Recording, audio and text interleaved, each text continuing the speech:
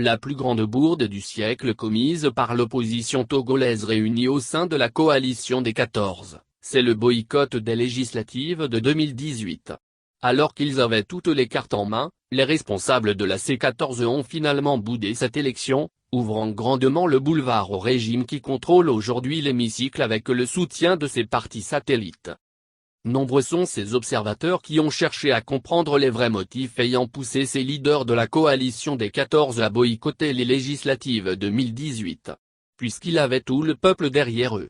Si seulement ils s'étaient présentés à cette élection, même si le scrutin a été fraudé, ils rafleront plus de 20 sièges à l'Assemblée nationale et constitueraient aujourd'hui une véritable force en face du pouvoir de Lomé. Mais que nenni. Dans un message audio qui circule sur les réseaux sociaux et qui ressemble typiquement à une réponse du berger à la bergère, Nador Ouku du Comité d'action pour le renouveau, car, parti membre de la C14, revient sur ces élections législatives boycottées. À l'entendre, tous les leaders n'étaient pas pour ce boycott. Lui-même était contre. Mais malheureusement, la raison d'un des plus forts du groupe aurait pris le dessus sur les autres.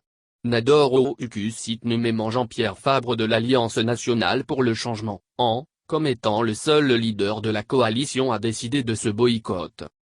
C'est moi Nador Ouku, porte-parole du CAR qui parle. Fabre sait qu'il m'a invité à travers son conseiller Éric Dupuy. Je suis allé chez lui. Lui et moi, on a longuement échangé, et je lui ai dit qu'on ne devrait pas boycotter les élections législatives du 2018. Oui, c'est lui qui nous a poussé à les boycotter.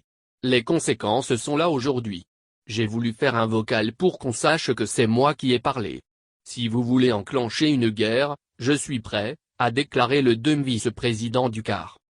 Le moins qu'on puisse dire, c'est que le boycott des législatives de décembre 2018 a été la plus grande bourde du siècle commise par l'opposition togolaise.